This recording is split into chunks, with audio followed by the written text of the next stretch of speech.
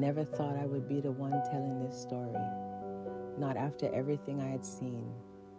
Not after all the years I spent standing on the edge between life and death, holding other people's last moments in my hand like something fragile, something sacred, something I believed I understood. But I didn't. Not even close. For years I worked in critical care, in rooms where time collapses into seconds, where decisions are made faster than thoughts can form, where machines breathe for you, and silence is never truly silent because there's always a monitor, always a pulse, always something reminding you that life is still there until it isn't. I was trained to be rational, precise, grounded in science. I believed in protocols, in numbers, in what could be measured and explained.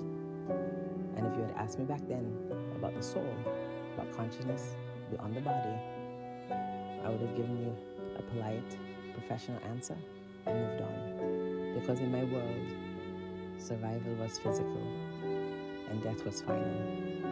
Or at least that's what I told myself. There was one patient I could never forget, long before anything happened to me. A man who came in after a sudden cardiac arrest. No warning, no history that could explain it. Just one moment alive, and the next moment gone, at least clinically. And I remember standing there as the team worked on him.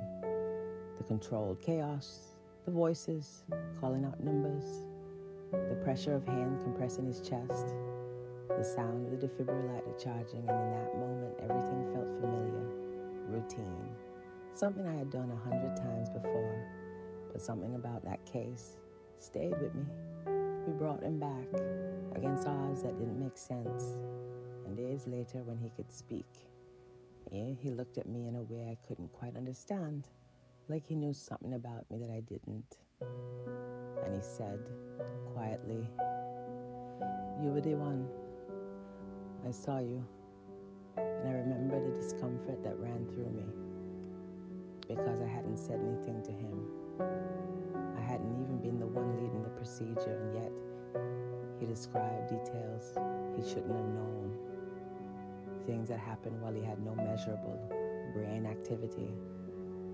Things that no one had told him. And I told myself there had to be an explanation. There always is. There always has to be. But that moment planted something inside me. Something small and persistent, like a question that refused to be answered. And over the years, I encountered more stories, more patients who spoke about experiences they had while they were technically gone. Stories of light, of movement, of awareness beyond the body. And I listened, always professionally, always with a neutral face. But inside, I kept trying to fit it into something logical, something explainable, something that wouldn't break the structure of everything I believed. And then, years later, it was my turn. It started like any other day, which is something people always say, but it's true in a way that feels almost cruel, because nothing about that day felt special or different. I woke up, I moved through my routine. I had plans, responsibilities, things I thought mattered, and there was no warning, no sign that my life was about to split into a before and an after. I remember a sudden pressure, a strange heaviness in my chest, not pain exactly, more like something was shutting down from the inside. And for a brief moment, I thought I could control it, that I could push through it. But then everything shifted, rapidly, violently, like a switch had been flipped somewhere deep within me. The last thing I remember clearly from the physical world was the sensation of losing control, not just over my body, but over reality itself, like the ground I had always stood on was no longer there. And then silence, but not the kind of silence I knew, not the absence of sound, but something deeper, something complete, something that felt like stepping outside of everything I had ever experienced. I became aware before I understood what awareness meant. And that is the hardest part to explain, because there was no transition, no gradual shift, just a sudden realization that I was still there, but not in the way I had always been. I wasn't inside my body, I wasn't limited by it, and yet I was more present, more conscious than I had ever felt before. There was no pain, no fear in the way we understand fear, only a kind of clarity that felt almost overwhelming, like seeing everything at once without needing to focus. At some point, though time didn't exist in the way it does here, I became aware of a darkness, but it wasn't empty or threatening. It wasn't the kind of darkness that hides things. It was more like a space, a vast, infinite openness, where there was no boundary, no edge, no sense of direction. And for a moment I thought, this is it, I'm dead.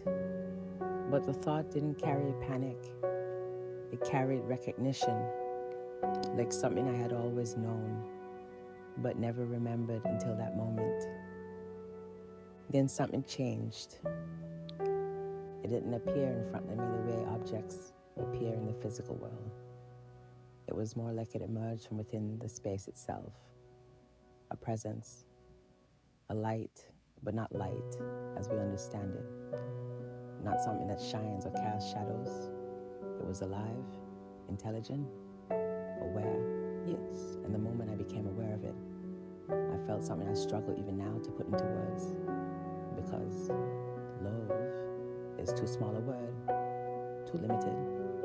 This was something absolute, something that didn't ask anything from me, didn't judge me, didn't require me to be anything other than what I was. And in that presence, I understood things without being told. I saw my life not as a sequence of events, but as something whole, something interconnected. Every moment, every choice, every impact I had on others, not just what I did, but how it felt to them. And that was the part that broke me open in a way nothing ever had, because I didn't just remember my life, I experienced it from every perspective at once. The kindness I gave, the harm I caused, the moments I thought were insignificant but weren't.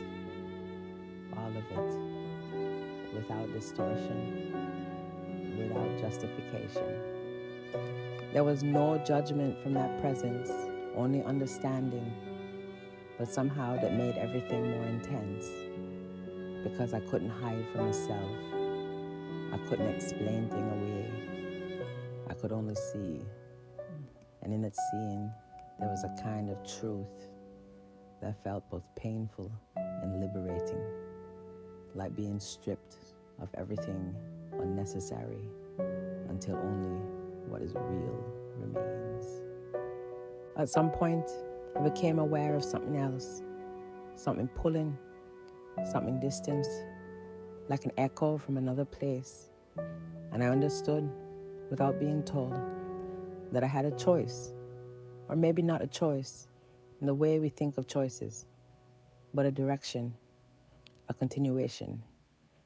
And I knew that if I stayed, I wouldn't return. And if I returned, everything would be different. Not because the world would change, but because I would. And then, just as suddenly as it began, everything collapsed back into something dense, heavy, limited. And then I felt my body again, the weight of it, the pain, the noise, the chaos, voices, hands, machines, the sharp contrast between where I had been and where I was now. And I remember thinking, not with fear, but with a kind of quiet certainty, I don't belong here anymore when I'm back. Recovery was not the miracle people think it is. It was slow, difficult, confusing, because I wasn't the same person who had lived that life before, and yet I had to continue living it, and that created a tension I wasn't prepared for. Because how do you return to a world that suddenly feels smaller, louder, more chaotic, after experiencing something so vast, so complete? People ask me what happened. Doctors explained it in clinical terms. Oxygen deprivation, neurological responses, brain chemistry, and I understood all of it. I'd been on that side of the explanation myself. But none of it touched what I had actually experienced. None of it explained the clarity, the awareness, the details that shouldn't exist if consciousness is only produced by the brain.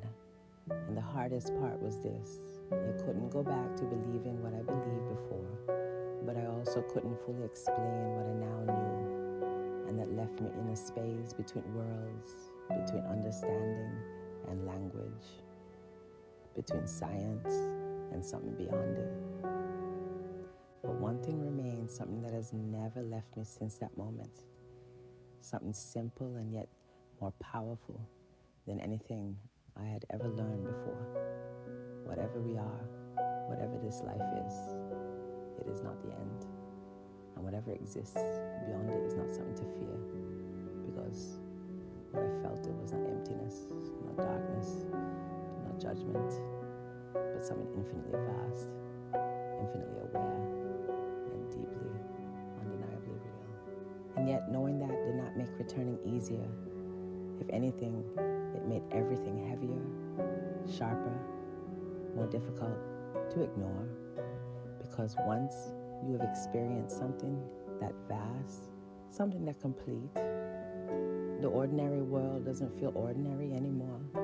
It feels fragile, almost artificial, like a thin layer stretched over something much deeper, something people sense but rarely allow themselves to see.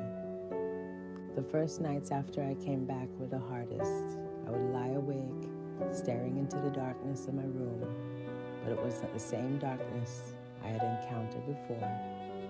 This one felt empty, silent in a way that lacked presence, and I found myself longing for that other place, that space where awareness was full, where I was not confined to a body, where everything made sense without needing an explanation.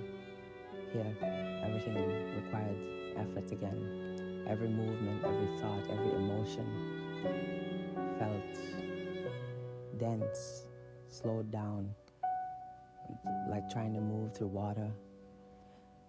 But it wasn't just a physical adjustment. It was what stayed with me. The fragments of that experience that refused to fade. The way certain moments from my life would replay themselves, not as memories, but as something alive, something I could feel from both sides. And I began to understand that what I had seen wasn't just a review. It was a lesson, something I was meant to carry forward, something I couldn't ignore without losing something essential. I went back to work eventually, stepping once again into the environment I had always known. The controlled intensity of the ICU, the sound, the urgency, the constant negotiation between life and death. But everything looked different now, not because the room had changed, but because I had. I watched my colleagues move with the same focus, the same precision I once had, and I realized how much of what we do is built on the assumption that this is all there is, that survival is the ultimate goal, that death is failure, and I couldn't fully hold onto that belief anymore. There was a moment, weeks after my return, when everything shifted again. We had a patient, a young woman, no more than 25, brought in after a sudden collapse, no clear cause, her body shutting down in ways that didn't make sense. And I remember standing beside her bed, watching the monitors, feeling that familiar tension in the room. But something else was there too. Something subtle, something I wouldn't have noticed before. As the team worked on stabilizing her, there was a point where her heart stopped completely. The line on the monitor flattening into that unmistakable silence. And time seemed to stretch, to hold itself in place. And in that moment, something inside me shifted. Something that felt almost like recognition, like I knew exactly where she was. Not physically, but beyond that. In that space, I had experienced myself. And without thinking, without planning it, I spoke, not loudly, nor in a way that anyone else seemed to register. But I said, "You're not alone. You can come back." And I don't know why I said it. I don't know what part of me believed it would matter. But it felt necessary, like something that needed to be said, regardless of whether it made sense. A second later, her heart responded. I could tell myself it was coincidence, that it was the result of everything the team was doing. And maybe it was, maybe all of it was. But something about that moment stayed with me, not as proof, but as possibility, as something that opened the door I could no longer close.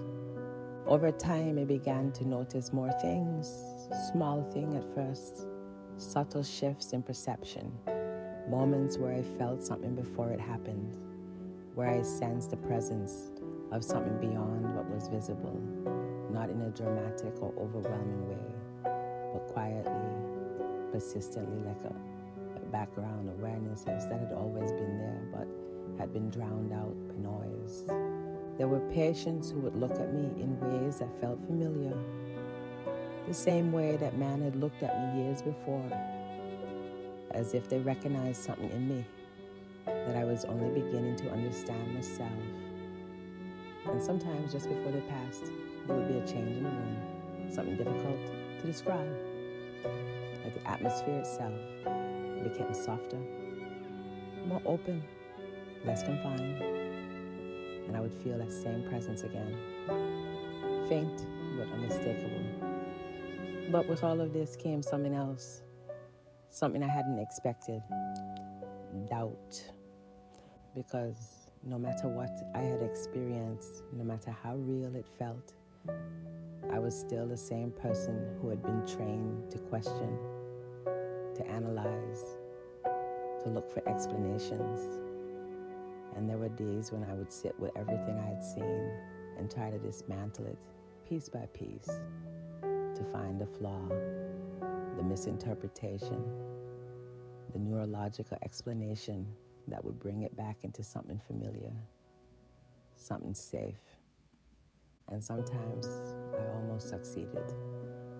I would convince myself that it was all a product of the brain under extreme stress, that consciousness can create entire realities in seconds, that memory can distort and reconstruct experiences into something more meaningful than they actually were. And for brief moments, that explanation would feel solid, comforting even, because it returned me to a world where everything could be understood. But then something would happen, something small, something impossible to ignore, and that structure would collapse again. Like the time I was speaking with a patient who had been unconscious for hours, his condition critical, his body barely holding on. And as I stood there checking his vitals, I suddenly felt that same clarity, that same shift in awareness, and without knowing why, I leaned closer and said his name softly, even though he hadn't responded to anything before. And in that moment, his eyes opened just for a second, and he looked directly at me, not confused, not disoriented, but aware, fully aware. And then he was gone. Moments like that accumulated, quietly, persistently, until they formed something I could no longer dismiss. And still, the most difficult part wasn't understanding what had happened to me. It was understanding what to do with it. Because how do you live in a world where you know that death is not what we think it is, but everyone around you still sees it as the end? How do you speak about something that exists beyond language, beyond proof, without sounding like you've lost your grounding in reality? How do you carry that knowing without letting it separate you from the people who haven't experienced it? For a long time, I said nothing. I continued my work. I followed the same routines. I spoke the same language as everyone else. But inside, everything had shifted. And there were moments when the internal difference felt almost unbearable, like I was living two lives at once, one visible, one hidden. Until one night, everything changed again. It was late, the kind of quiet that only exists in the early hours when the world feels suspended. And I had just finished a long shift, exhausted in a way that went beyond the physical. And as I sat alone, I felt something I hadn't felt since that day. That same pull, that same expansion of awareness. And for a moment, I thought it was happening again, that I was leaving, that I was crossing that boundary once more. But I wasn't. This time I remained fully present in my body, fully aware of my surroundings, and yet the presence, that light, that intelligence, it was there again, not in front of me, not separate from me, but intertwined with everything, as if the boundary between worlds had thinned just enough for me to perceive it without leaving. And in that moment, I understood something I hadn't fully grasped before. What I experienced wasn't somewhere else. It wasn't a place you go after you die. It is here. It has always been here. We just don't see it.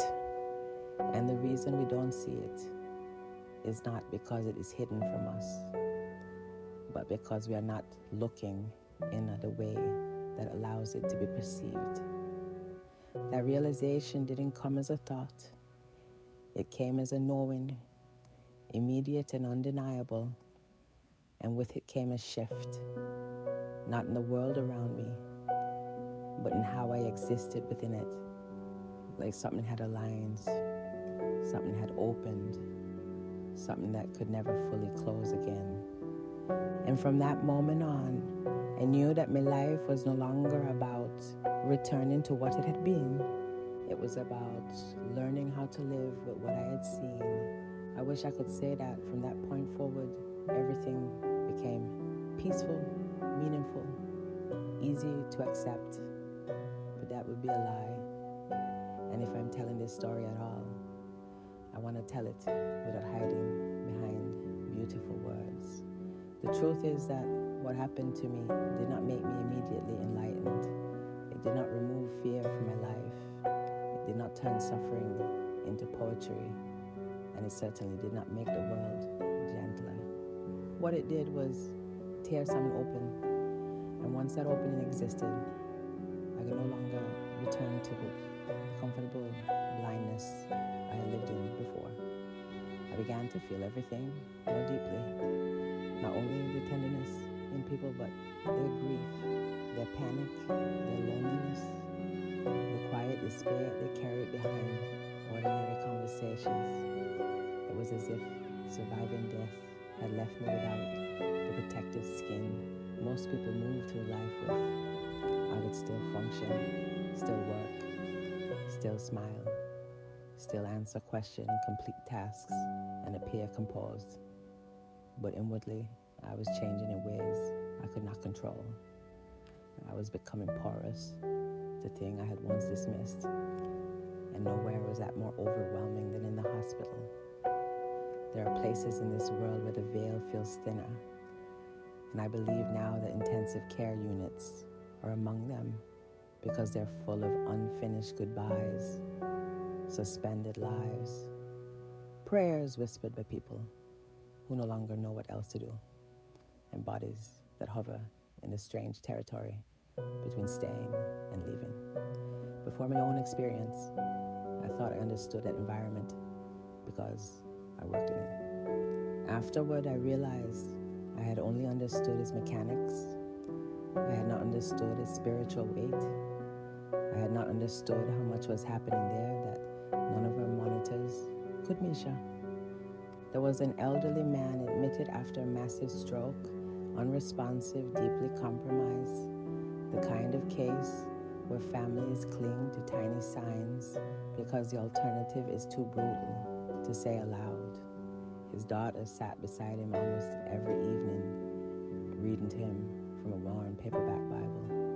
Her voice, calm but frayed at the edges, like the voice of someone holding herself together by sheer discipline. One night, I went in to check his line and adjust his medication, and the room felt immediately different, unusually still, almost luminous in a way that had nothing to do with the lighting.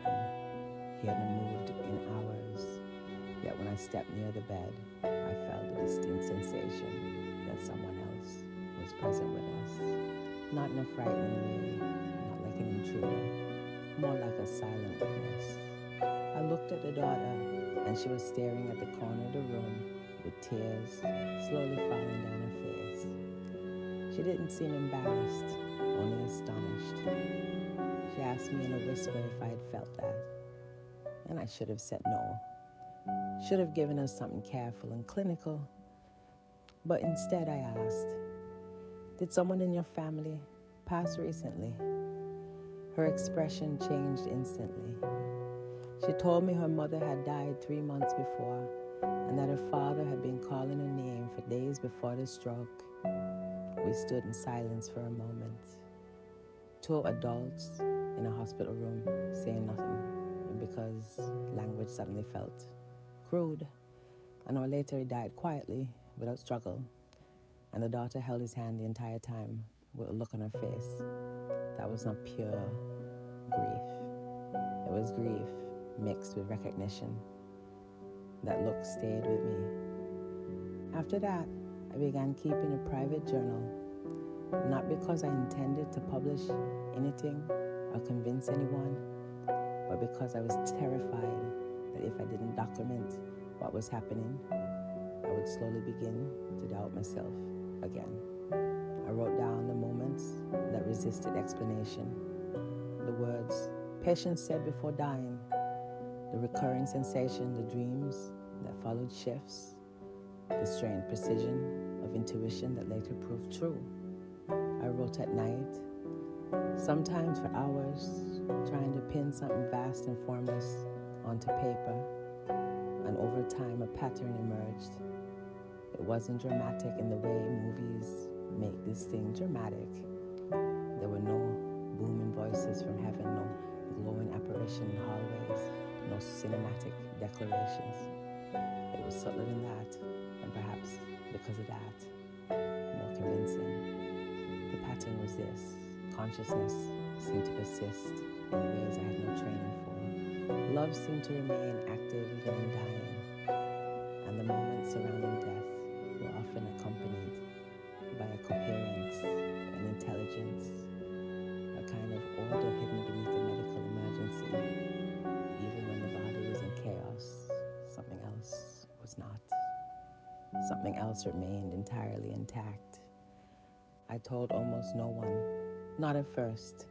I knew too well how easily stories like mine are dismissed, pathologized, romanticized, or turned into something marketable and shallow. I didn't want to become one of those people who lose all proportion after an extraordinary event. I wanted to remain honest, anchored, responsible. So I kept the experience folded inside me like a secret flame. But secrets do not stay still. They either die from neglect or they demand a life of their own. And mine began pressing harder each month.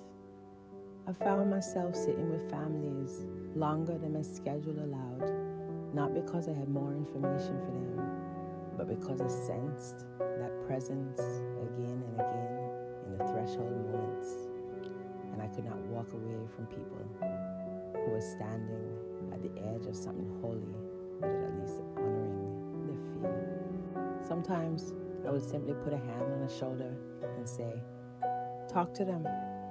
Hearing may be deeper than we understand. And the number of times families later told me that their loved ones squeezed their hand, shed a tear, changed expression, or stabilized long enough to hear what needed to be said became too many to ignore. Medicine would call many of those events coincidence. Perhaps some were, but not all coincidence is meaningless. Sometimes coincidence is just a name we use for patterns we are not yet humble enough to understand. The hardest case of that year was a teenage boy brought in after a violent accident. He was young enough that his face still held traces of childhood, even beneath the swelling and bruising, and his mother arrived in a state I can only describe as primal devastation. People imagine grief as sobbing, collapsing, screaming, but there's another form of grief that is far more terrifying. Stillness so complete, it feels detached from the body. She was polite, quiet, almost eerily composed, and that frightened me more than hysteria ever could. She stood beside his bed and stared at him as though the world had already ended. Now no one else in the room had realized it yet. He deteriorated through the night. There was bleeding we couldn't stop, instability we couldn't reverse, a downward motion that had become irreversible before he even reached us. I remember walking into the room near dawn and seeing the mother leaning close to his ear, whispering something over and over again. When I approached, she stepped back and asked me if people ever choose not to return. The question landed in me like a stone dropped into deep water. I asked why she was asking, and she said that all night she had felt him drifting farther away, not in the medical sense, but as a mother. She said she could not explain it, except to say that the connection had been stretching, thinning, and now felt almost gone. She asked me if it was selfish to keep asking him to stay when he looked so tired. No textbook prepares you for a question like that. No protocol tells you how to answer them. I should have said something neutral. Instead, I told her the most honest thing I knew. Love lets go when it has to. She closed her eyes, inhaled shakily, then bent over her son and said, "It's all right, baby. If you need to go, you can go." His heart stopped less than 2 minutes later. I was standing at the monitor when it happened. The timing was so immediate it took my breath away. She didn't scream. She kissed his forehead and said, "I felt him leave." I believed her. Not long after that, I began having dreams, unlike normal dreams. These were not random or symbolic in the usual fragmented way. They possessed structure, continuity, and an emotional texture that felt more real than waking life. In one of them, I was walking through a corridor that resembled the ICU, but extended impossibly far, with doors on both sides and a soft golden light breathing beneath each threshold. I knew, without being told, that behind each door was a life at a crossroads. As I walked, I heard voices, not speaking to me exactly, but passing through me, fragments of longing, apology, fear, gratitude. At the end of the corridor stood the man from years earlier, the first patient who had unsettled me by describing what he saw while dead. He did not look younger or healthier or transformed into some idealized version of himself. He looked unmistakably like himself, only entirely free of confusion. free of pain, almost radiant with coherence. He said one sentence, "You'll still think it is somewhere else." Then I woke up with tears all over my face and the strange certainty that I had not dreamt him so much as met him. I tried to rationalize it as memory and subconscious processing, but the emotional precision of it was stronger than memory. It felt like communication stripped of spectacle. By then, the strain of living between these realities was starting to show. Colleagues noticed I had changed, though not all interpreted it kindly. Some thought I had become softer, less efficient. Others thought I was burned out, overly involved, too affected by patients and families. A few were genuinely concerned. One physician I respected deeply asked me after a difficult case if I was all right. And I almost told him everything. I almost told him about the arrest, the void, the presence, the life review, the strange intelligence woven through dying, the way some rooms change before death, the way people sometimes seemed accompanied before anyone flatlined. But I saw in his face the exact point where concern would tip into skepticism, and I stopped myself. I said I was just tired. He nodded in the way professionals nod when they know that is not the real answer, but choose not to press. I went to the supply room afterward and cried so hard I had to hold my own mouth shut to stop the sound. It wasn't only exhaustion, it was loneliness. There is a loneliness in carrying a truth you cannot prove that is harder than ordinary loneliness. It isolates you not because others reject you, but because you know in advance how impossible your inner world would sound to them. Months passed, my body recovered more fully, but internally something else was intensifying. The boundary between ordinary perception and the wider awareness seemed to fluctuate. Some days I felt almost normal, grounded, practical, entirely within the life I had known before. On other days I would be in the middle of something simple, pouring coffee, washing my hand, standing in an elevator, and suddenly feel that same expansion of consciousness pressing just behind my senses, like another dimension leaning close. It never lasted long, never took me fully out of the world, but it was enough to remind me that the world I called reality wasn't self-contained. The first few times it happened, I panicked. I thought I was having neurological episodes, some delayed complication from the arrest. So I underwent evaluation scans, tests, consultations. Everything came back normal, healthy enough, recovering well.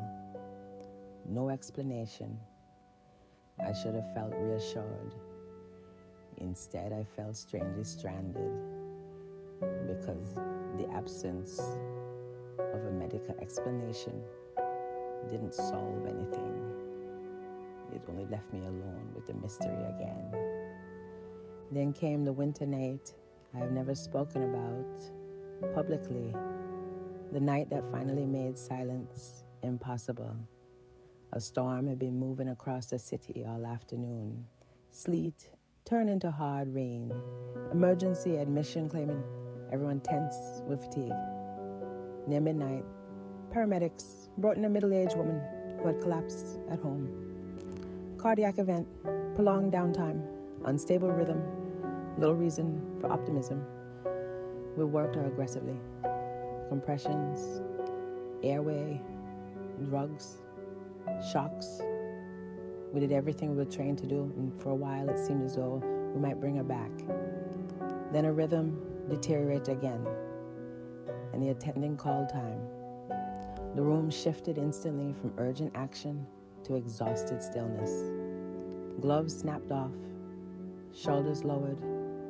People began the tiny practical movements that follow death, documenting, clearing, preparing to speak to family. I stood near the foot of the bed and looked at her face, and suddenly an overwhelming force moved through me. Not emotional in the ordinary sense, but energetic, almost electrical. Every hair on my arms lifted. The room became unbearably vivid. I heard one of the monitors still giving off some secondary tone in the background, and layered beneath it I became aware of something impossible. Music. Not literal music from a source in the room, but harmonious vibration. The same kind of impossible resonance I had sensed in my own experience, rich and multidimensional, as though the air itself was singing. I froze. I knew that sound. I knew it with such certainty that fear vanished and something else took its place. Something like awe. At the same moment, the woman's husband was being brought down the hall. I had never met him before. He entered the room already, breaking apart, looked at her once, and collapsed into grief so raw it altered the emotional pressure of the entire space. He kept repeating one thing: she was afraid to die alone. She kept saying she was afraid to die alone. I cannot explain what happened next in a way that will satisfy a skeptic, and perhaps it no longer matters. I moved to his side, held his shoulders, and heard myself say, with a certainty that didn't feel sourced from my own thinking, she is not alone. Tell her yourself. He looked at me as though I were insane. But then he bent over her and started speaking. He told her she had been loved every day of their marriage, even on the days they failed each other, even on the days they were tired, impatient, distracted. He apologized for being late so many times in life. He thanks her for their daughters, for all the ordinary morning they had wasted without understanding their value. The room grew so charged it was difficult to breathe. I felt tears running down my face and had no memory of starting to cry. Then, as he kissed her forehead, the harmonious vibration surged once more and disappeared, gone. The room became ordinary again, heavy, fluorescent, procedural. Later, charting alone, I realized my hands were shaking so badly I could barely write. That night broke me open, not dramatically on the outside. I still drove home, still took off my shoes by the door, still put water on the stove because I had forgotten I already made tea. But inside, something irreversible happened. I could no longer maintain the split between what I knew and what I allowed myself to admit. I sat at my kitchen table until dawn and read through years of journals, case notes I had privately kept, fragments of dreams, names, dates, sensation, phrases uttered by patients before death, accounts from families that matched each other in ways too specific to dismiss. By sunrise, I'd covered the table with papers. It did not look like evidence in the scientific sense. It looked like the wreckage of a mind trying desperately to map a continent no one had taught it existed. And yet beneath the chaos, there was unmistakable coherence. A single thread ran through everything. Consciousness does not end where the body ends. Love is not sentimental decoration, but an organizing force. And dying, while physically brutal, is often accompanied by a reality far more ordered and merciful than we imagine from this side. I took a leave not long afterward. Officially, it was for recovery, accumulated stress, emotional exhaustion. All of that was true, but it wasn't the deepest truth. The deepest truth was that I needed to find out whether what I had experienced could be lived with honestly, whether there was a way to remain sane, intellectually responsible, spiritually awake, and human all at once. I traveled very little, spoke to almost no one, and spent long hours walking in places where the world felt less crowded by noise. Forest trails, winter beaches, empty churches during weekdays, public garden just before closing. It was in those places, away from machinery and crisis and clinical expectation, that I began to understand a second layer of what had happened to me. My near-death experience had not been given to me so I could become certain about the afterlife in some simplistic doctrinal sense. It had been given to destroy my arrogance, to show me how tiny my certainties had been, to teach me that knowing is not the same as controlling, and that reverence is sometimes a more truthful response to mystery than explanation. During that leave, I met a woman at a small retreat center by accident or by design, depending on what language you are willing to use. She was older, composed, not theatrical, with a kind of presence that settles a room rather than demand attention from it. We ended up speaking after a lecture on grief, and within 10 minutes, I felt the dangerous temptation to tell her everything. Usually, that impulse frightened me. But with her, it felt less like exposure and more like recognition. So I told her, not all at once, but enough. The arrest, the void, the light, the life review, the changes since returning, the patterns around dying, the vibrations, the way ordinary reality sometimes felt, thin and provisional now. She listened without interrupting, without widening her eyes at the spiritual parts, without rushing to affirm or interpret. When I finished, she said something that rearranged me. She said, "The mistake is thinking the experience was extraordinary because it is rare. It is extraordinary because most people forget." I stared at her. She said that many traditions, stripped of dogma and fear, point toward the same truth. Consciousness is fundamental, embodiment is temporary, and love is not merely an emotion, but a property of reality itself. She did not ask me to adopt any system. She only warned me that after such an opening, the temptation is either inflation or denial. Either you become grandiose and think you have been chosen to possess cosmic secrets, or you shrink back into ordinary skepticism and amputate the deepest part of yourself. Your task, she said, is neither. Your task is to become trustworthy to what you saw. I wrote that sentence down the moment I got back to my room. It remains one of the most important instruction I have ever received.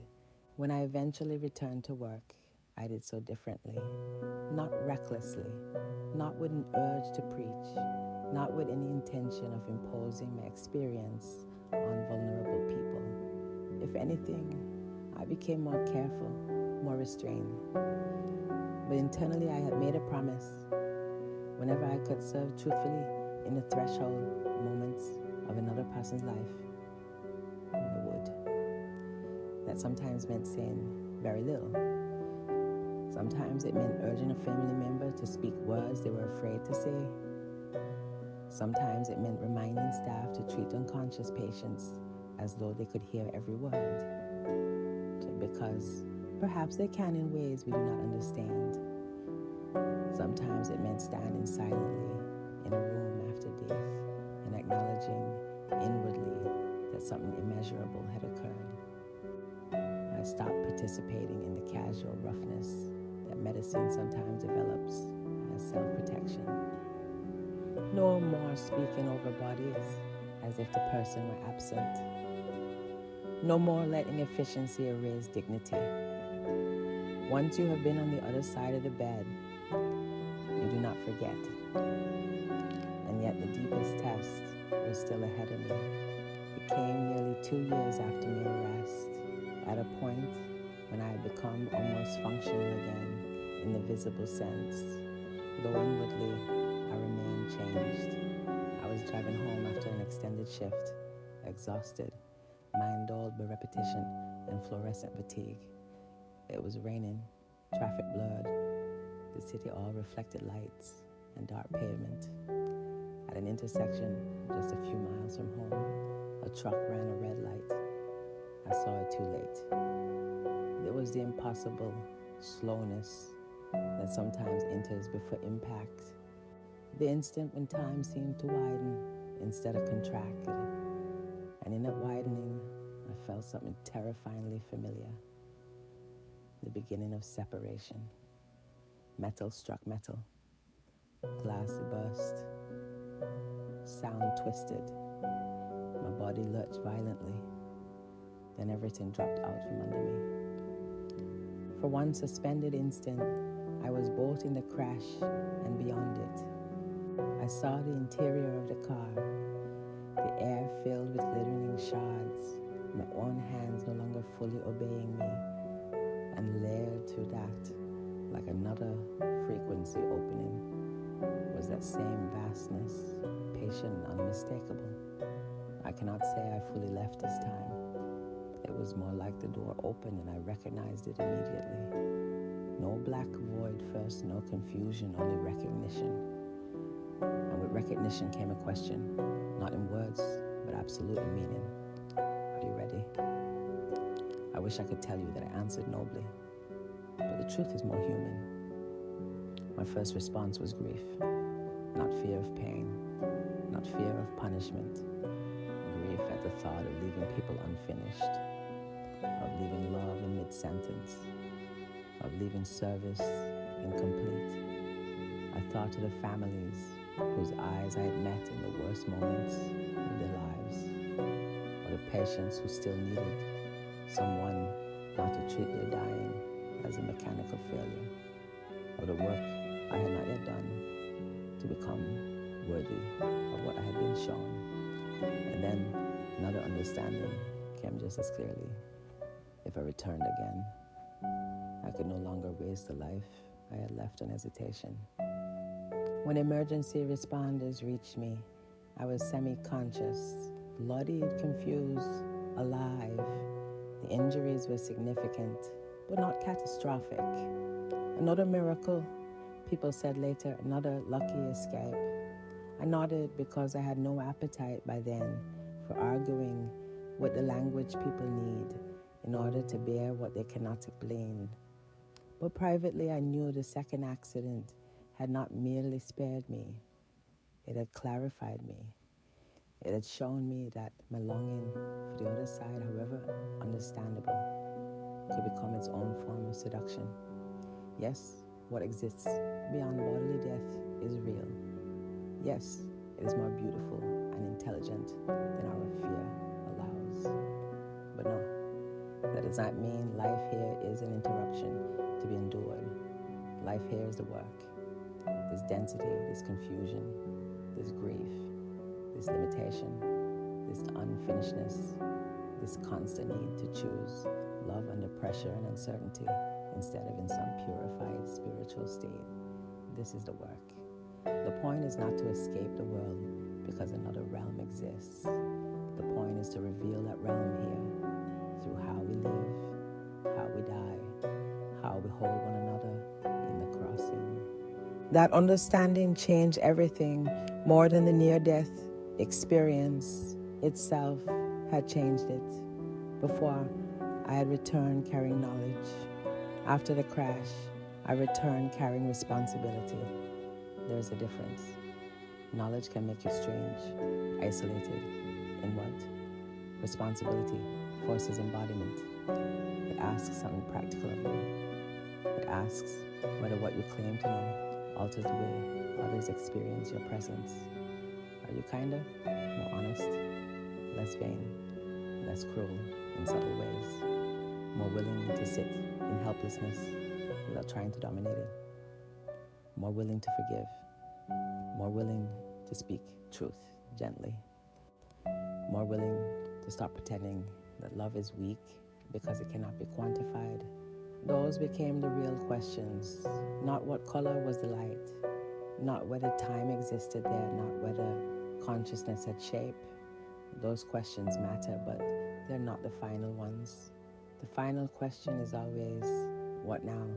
So I began to speak carefully at first, in small rooms with grieving families, with nurses who had their own unexplainable stories I buried in under years of professional honor, medical students who still had enough humility to admit that dying might not fit neatly inside a chart, never demanded belief, we still do not. Belief is cheap when detached from transformation. I simply told the truth as accurately as I could bear to tell it. I said that I had been clinically gone and in more pain than I had ever been. I said that consciousness felt primary, not derivative. I said that love was not metaphorical there. I said that many dying people said yes, maybe in the middle. I said that the soul believed that love was unique. Call it consciousness, essence, identity. The irreducible ceremony is not an alien domain.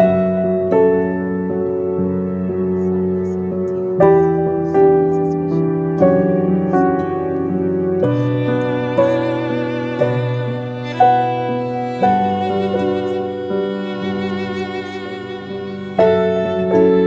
The strangest part is this: the more I spoke about the divine experience, the less I felt I was to dominate. I fell, not because I stopped caring, but because I gave my voice fully.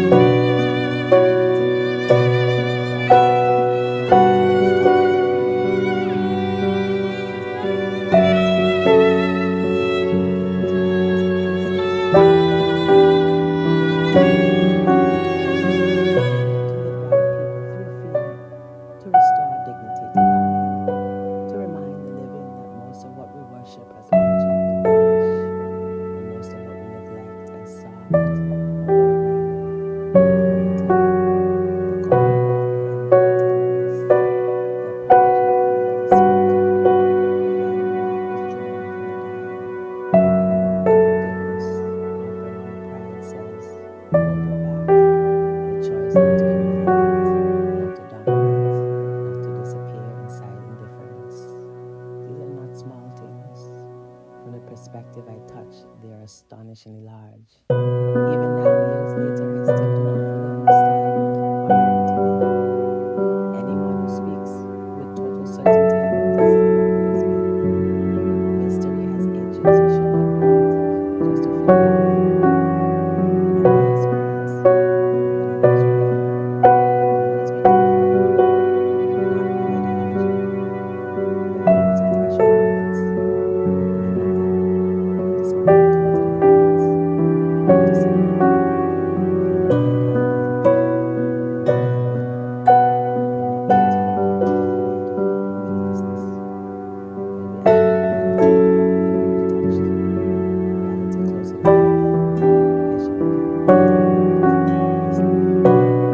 Until then, I continue scrolls, and I'm here for a reason, a reason is not really to worry.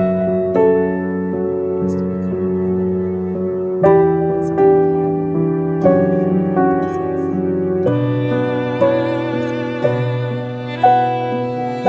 the hurt, after the arrest, the betrayal, the years of witnessing the settlement, the mourning, the grieving, the embracing, the accepting, the letting,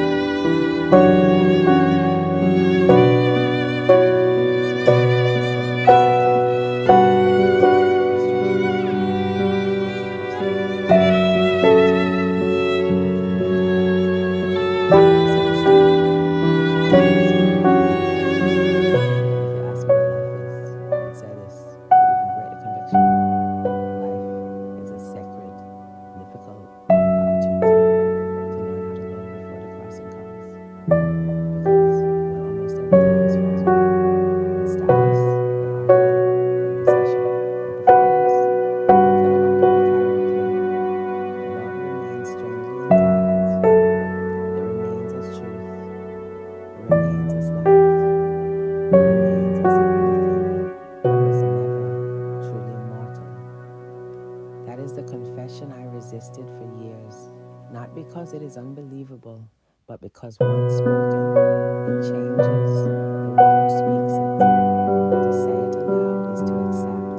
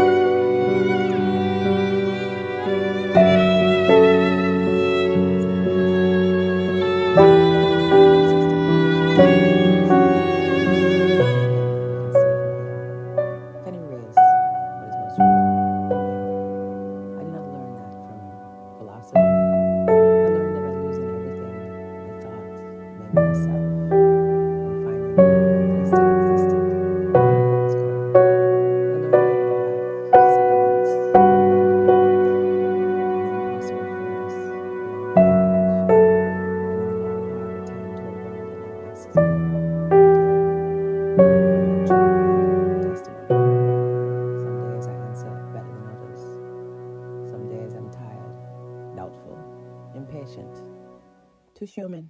But even then, beneath all of it, the knowing remains quiet, steady, indestructible. And when my final hour truly comes, by the end of this burden, on the roadside, sleep, and so utterly ordinary moment, no workable gift, I do not think will last all for me, but I accomplished what I walked, carefully defined obedience, letting convenience is not faithful to love after I was sure all is well, that in the end is the only question that still remains. That is the only question I believe follows us across, and that is why I am telling you this now, not as doctrine, not as performance, not as a story I wish for comfort, but as a witness statement from someone who crossed the threshold, returned obedience, and is well. Is that what I tell you? Yes, God, yes, God, yes, God, yes, God, yes, God, yes, God, yes, God, yes, Messiah, yes, Jesus.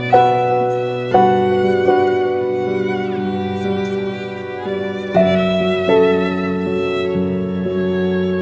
Please talk to me. Please talk to me. Please talk to me.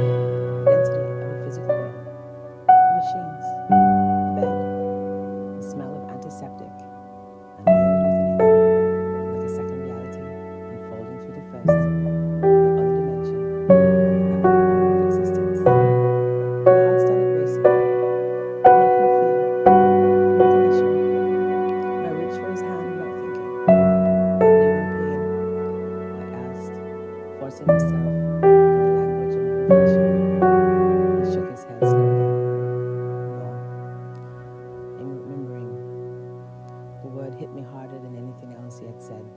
Remembering, not from somewhere new, not as a mirror, remembering.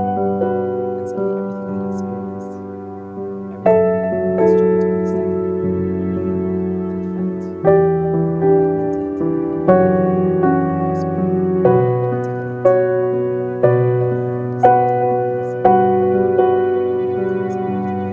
Now comes after death. Talk to me, Lord. Let me know is the end. Time in the hand stretched, softened, lost in its sharp edges. He looked past me then, not in confusion, not in anger, but as if focusing on something just beyond the visible. He told me who I am, he said, quietly, but I don't think he should. Your chest hair, for what? I asked.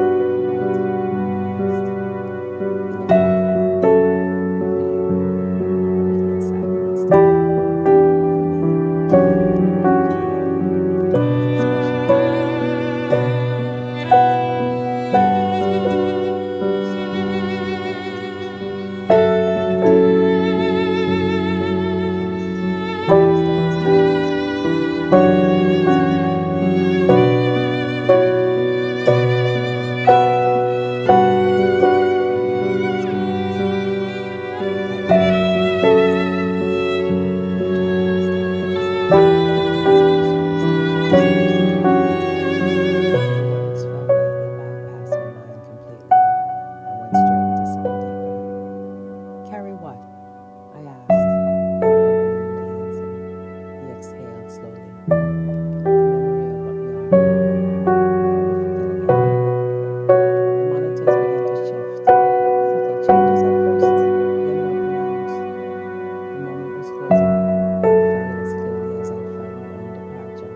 The threshold. I leaned closer, instinctively, urgently. "Are you afraid?" I asked. He looked at me with something that resembled compassion. "No," he said. "Are you?" The question echoed inside me, and for the first time since everything began, I answered honestly, "No," because in that moment I wasn't. Not of death, not of what comes after, not even wanting. Then he smiled again, softer now, but with a begin to.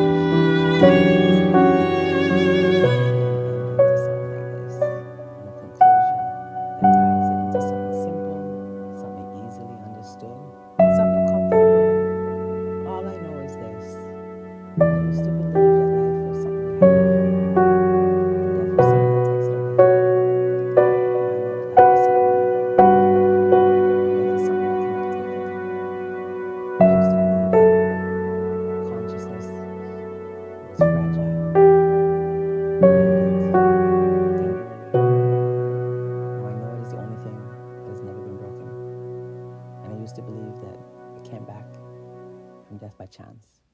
You understand?